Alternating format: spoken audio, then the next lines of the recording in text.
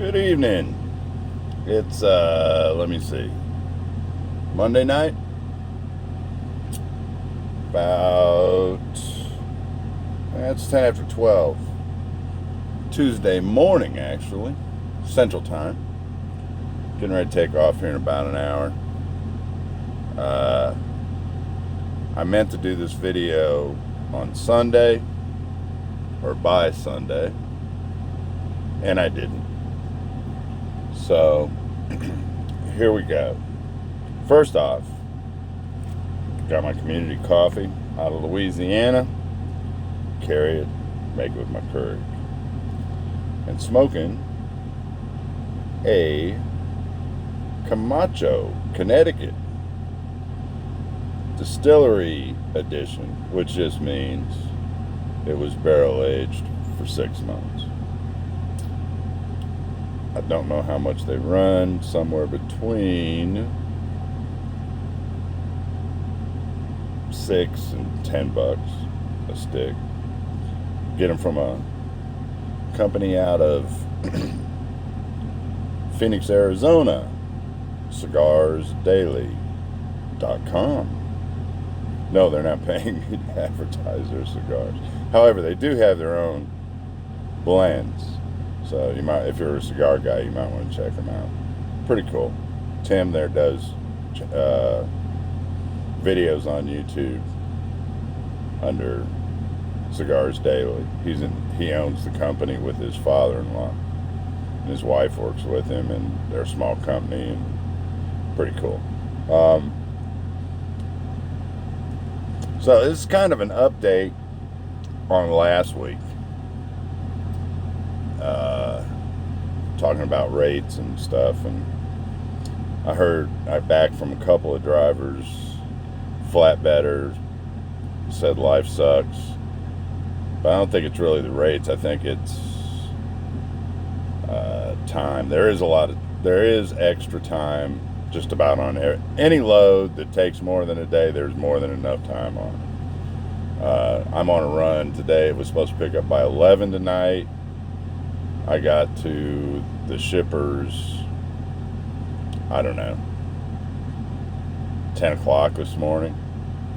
They loaded me here in Michigan, and to drop and hook in Laverne, Tennessee, which is south side of Nashville, basically, by 5 p.m. tomorrow.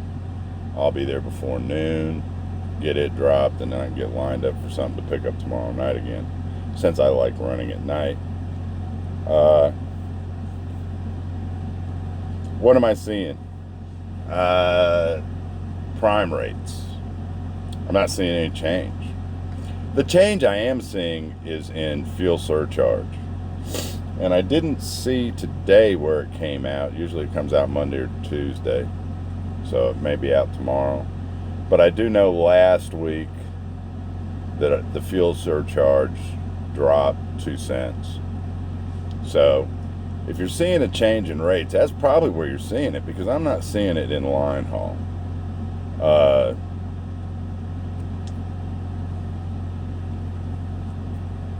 My worst rate this week,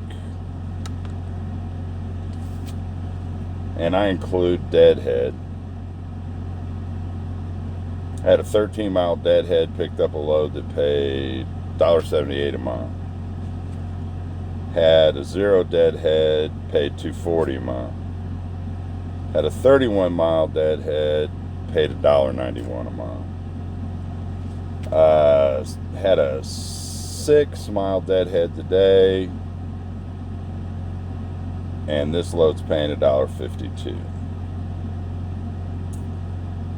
Now, I shouldn't have any real expenses today on this load. I should have enough fuel to go drop it, get to Nashville and back, and drop this load to finish out the week, which will put me a little above my average of what I want to make, which is $1,800 a week. I'll make a little bit more. Last week I made quite a bit more than 18. So anyway, I'm really not seeing a change in rates. I'm seeing a change in fuel surcharge, which is normal. It's just that with the fuel prices being so low, uh,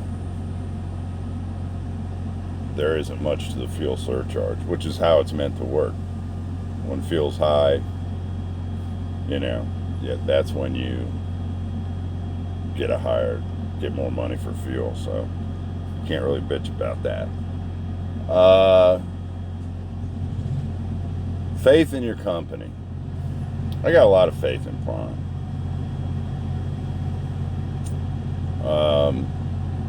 Last week I did a deadhead of 1,035 miles. That's computer miles, not road miles. HHG. And I had a driver make a comment that I must be some kind of idiot trusting Prime to calculate what I was going to get paid for those miles, and he had to fight to get $1 a mile and all this good stuff. Well, I do have faith in Prime. Been here 7 years. Been driving since '96.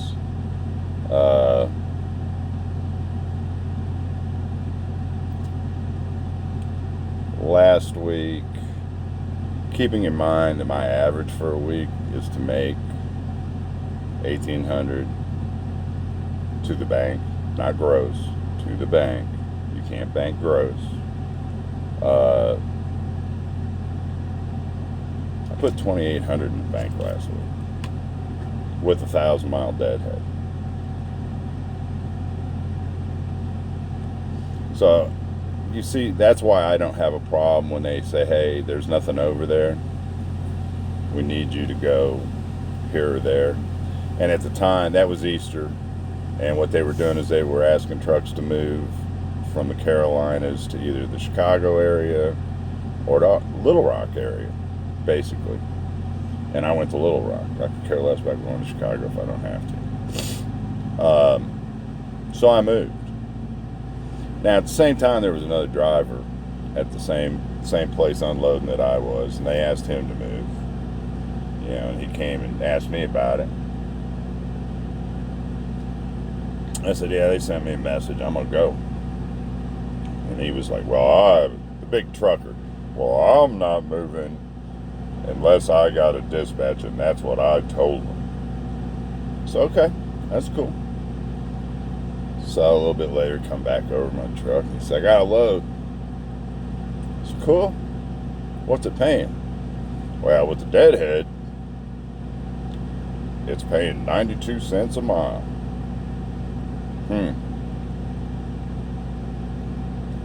And you accepted it? Oh, yeah. Oh, yeah. Now, here's my thoughts on that. He don't want to go nowhere unless he's dispatched. Cool.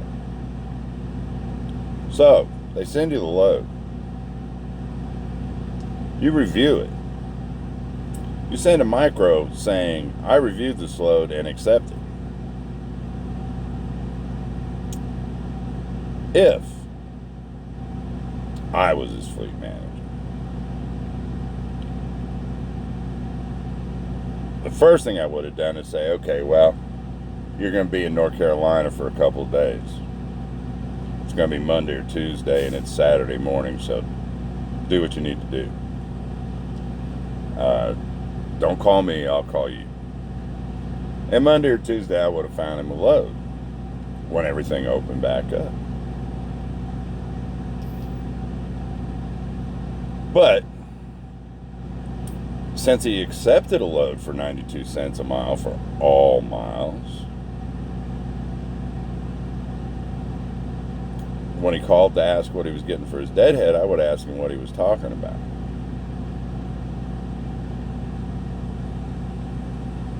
Because they told him he'd be compensated. They always tell you you'll be compensated when they ask you to move.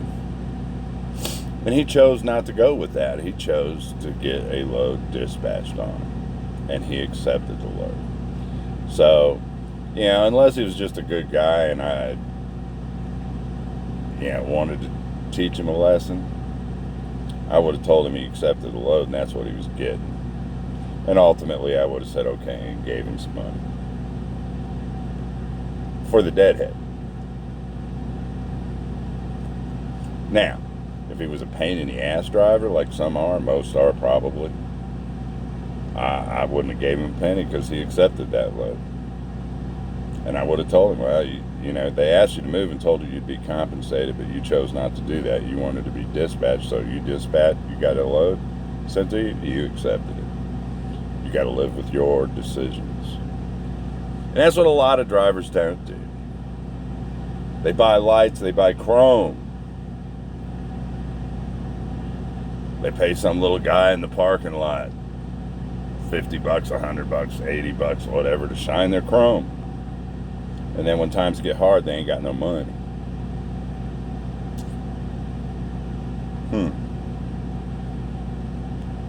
Okay. So anyway, that's that. Have faith in your company. Have some loyalty. You want your company to be loyal to you. Be loyal to your company. I trained for 6 years here at Prime. And as I've said in the past, I started driving in 96. I've been at Prime for 7 years, come May 7th. During my 6 years of training, one of the first things I tried to beat through the heads of new trainees was Prime is your first customer. Whatever company it is.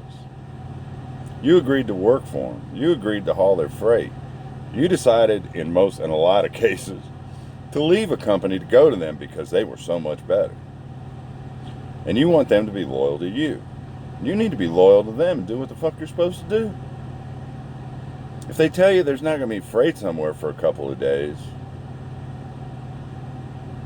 and they'd like you to move somewhere and they're going to compensate you for it, why wouldn't you move? Because you're in charge? Let me tell you something. Nobody in business, I don't care if you're Outback Steakhouse,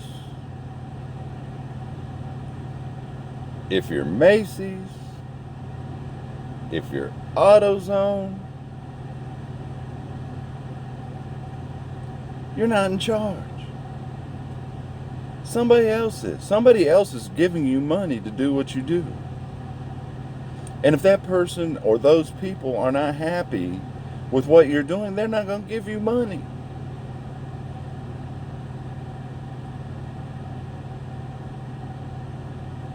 Loyalty is a two-way street. You want it, you better give it.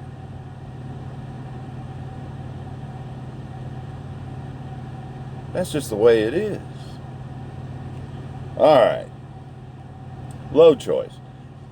I saw this comment from somebody who isn't on load choice and probably hasn't done much research. It was on a video, and I don't remember whose video it was or anything about it really, other than he said that it looks like they're saving the good loads for the people on load choice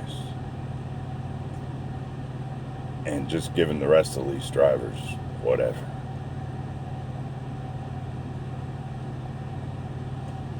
Okay, I'll let you think that. Not really. Load choice looks at two things when they send you proposed loads that you can choose from. Utilization. What is that? Utilization is your 70-hour clock. Okay? The first thing they look at is sending you loads that utilizes the hours you have available. Load options. Let's put it that way.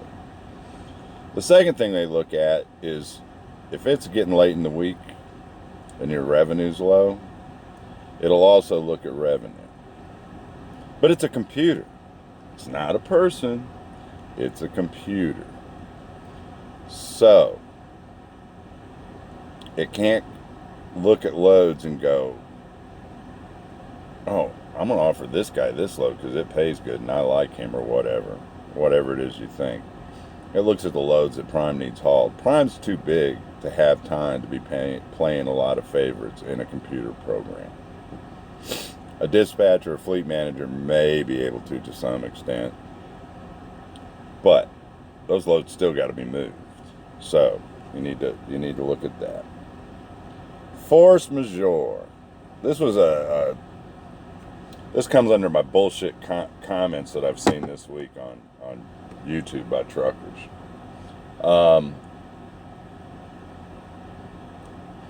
The trucker's coach. Guy lives in Kentucky, had his own authority. Well, he still has his own authority. He just suspended it. And he's hauling for somebody else now. I don't, whatever. He's jumped around so much it's hard to keep track of what he's doing. But he brought up this force majeure thing in reference to carrier rates being low. Supposedly what this I assume it's a French phrase. What it allows is that for shippers to cut rates on mega carrier contracts because of an emergency. And that's according to him, that's why mega carriers are seeing such low rates. Of course, this was a couple weeks ago. I haven't seen any low rates. I've seen normal rates. I've seen low rates where we normally have low rates, i.e. the Northeast, which is why I try to stay out of there. And, that's just the way it is. There are places in this country that rates are normally low.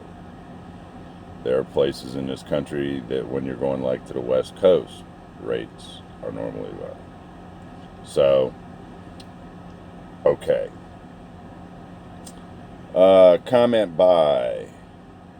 Oh, another mega carrier comment. You keep hearing. Mega carriers are subsidized by the government. Show me. I've never seen anything that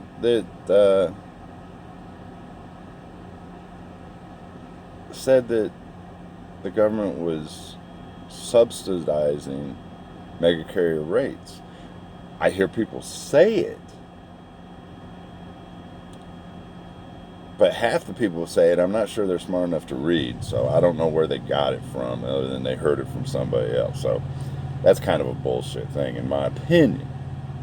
Now, if you can show me something so that I can, read it, because I can read, I'll be happy to look at it, and then maybe I'll agree with you. But when I spout those words out of my mouth to say it's happening, I'll have something in writing from somewhere reputable, like the government, to back it up. It won't be because somebody... I heard George said that Harry said that Joey said that they're getting subsidized on their freight rates. That's bullshit. Okay? All right. One last comment here on bullshit comments. A lovely driver. Red Viking Trucker, RVT. Now, this motherfucker now, he's been in the business, I don't know, 4 years now, I guess, 5 years maybe, it seems. Not long, but he's got it all wired. He's got it figured out. He's going to be a millionaire driving a truck, I guess. I don't know, but he's got it all figured out. He said on the 1st of April that it was T-minus 14. The world was coming to an end and trucking was shutting down and we weren't going to be able to run state to state. And it is April 25th.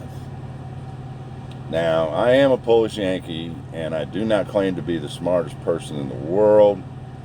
But I think when you tell me something's going to happen in 14 days on the 1st of the month and it's the 27th of the month, and all I see is trucks running up and down the road and filling up truck stops at night because that's when drivers think they're supposed to sleep, isn't it, when it's dark and they can't drive then. I don't think T-minus 14 came about. So that prediction sucked. Let me see. That's really about it. Last week, Average profit last week was 85 cents a mile. That's profit. How many of you know what your profit is per mile at the end, ever? You complain about rates, but you don't know how much you're making per mile. You don't know how much you need to make per day. You just know you need to make money. Let me give you some advice on that. Go look at Jeffrey Light's channel, Big Rig Radio. He can explain to you how to figure some of that stuff out and give you a better idea of what's going on. And maybe things, well, at this moment, maybe not, but normally, maybe things aren't quite as bad as you thought. Another thing to consider. You scream about how much brokers are making or don't making. Doesn't everybody in business want to make more money? Drivers want to make more money. You hear them scream about it all the time. The cost of fuel is killing them while they run up and down the road getting 5 miles to the gallon at 80 miles an hour. But the price of fuel is killing them. But they won't slow down and save $5,000, $10,000 a year on fuel costs. Somebody actually said the other day, I believe it was Trucker's Coach. He was a Marine, so I guess this probably makes some sense. With the price of fuel being low, you need to slow down and take advantage of it and get good fuel mileage. Okay, I buy that. How about this, Coach? When the price of fuel is high, you need to slow down and take advantage of the lower speeds, increasing your miles per gallon that you're getting so that you can keep a little bit more of that money in your pocket, and the price of fuel when it's high won't hurt quite as much. Just thought. Because right now the price of fuel doesn't hurt. Even if you are getting 5 miles to the gallon, the price of fuel right now isn't hurting you as bad as it was 3 months ago or 4 months ago. I don't know. Seems to me if you need to take advantage of it when the price of fuel is low. You probably need to take advantage of it when the price of fuel is high and get as much fuel mileage out of it as you can. Cut your fuel cost. That's how companies stay in business. That's how companies make more money. They cut their cost. You can't cut your car payment or your truck payment. Huh? No, that won't work. Can't do that. You can't control the freight rates. No, you can't do that. You can control your fuel cost. Think about it. What else? Before I'm done. I am done. That's it, guys. Enjoying my cigar. Got a little canoeing going on there. I don't know if you can see that. Oh. See how that's going around there? Yeah, I need to burn that off a little bit. Even it out before I take off here. Anyway, look. Leave a comment, thumbs up, thumbs down. I don't care what you do. I'm not in this for the money. I don't care about the money. I don't care about YouTube and reality. I don't care about the number of views. It's just information. And I'm just trying to put it out there for you. So try to have a good day. Stay safe. Have fun. And have fun when you're home. Oh, I traded in my 2018 Ultra Limited and bought me a 2020 Street Glide Special. Rained the weekend I picked it up. Got 40 miles on it, sitting in the garage. Guess here in a couple weeks when I go home I get to ride it, put some mileage on it. Anyway, everybody, have a good day. Bye-bye now.